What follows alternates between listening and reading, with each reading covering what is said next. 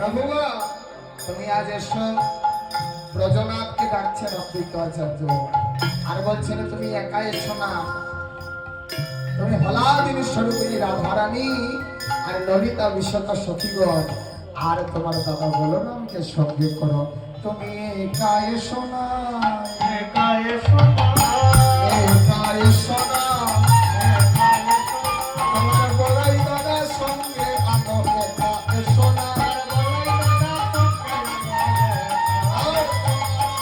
বলাই দাদা সঙ্গে আনো, একা এসো না, বলাই দাদা সঙ্গে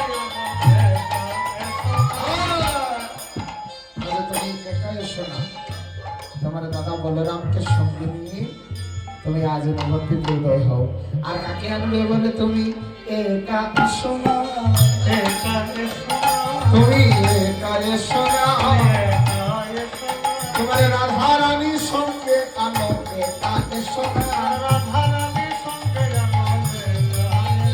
তোমার অষ্ট সখী সঙ্গে আনো, একা এসো না, অষ্টসখীর সঙ্গে একা এসো না, একা এসো না,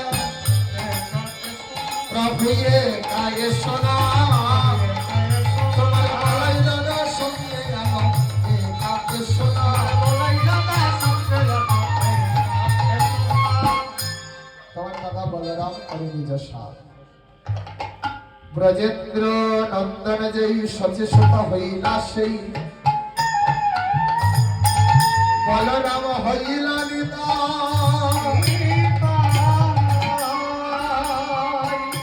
আর পাপি তাপি যত ছিল হরিনামে উদ্ধারিল, তার সাক্ষী জগাইয়ার বাধা।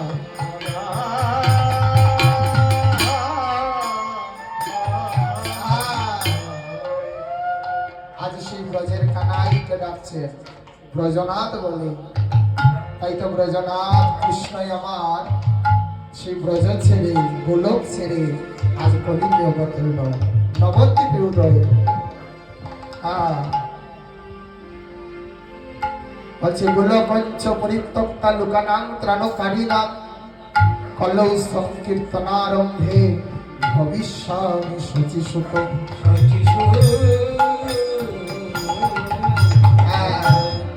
গোলক পঞ্চ পরিত্যক্তা, সে গোলক ছেড়ে গোলকের নাম কলৌ সংকীর্তন আরম্ভে ভবিষ্যামি শচীসুত।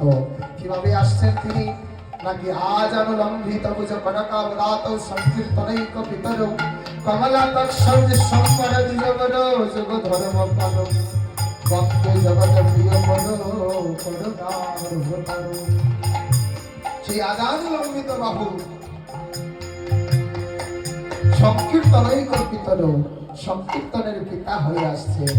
কেন আসছেন, নাকি অদ্বৈত প্রভু তুলসী আর গঙ্গা জলে ডাকছেন বলে। তাই তো আজ কি করলেন, আজ মহাজন ভাব দিলেন তুলসী গঙ্গারি তার সহ গঙ্গা জল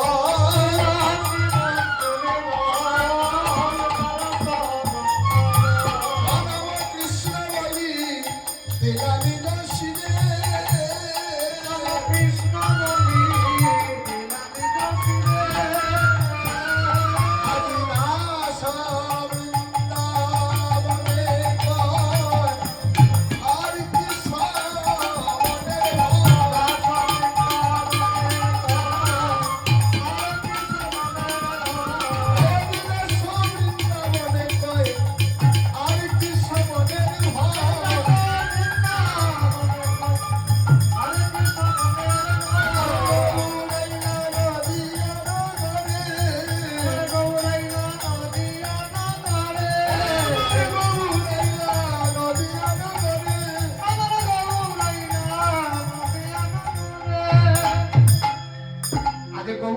নদিয়া নগরে একটু উলুধনে দিন মায়ের আমার গৌর এসেছেন। হরি হরি বল, হরি হরি বল।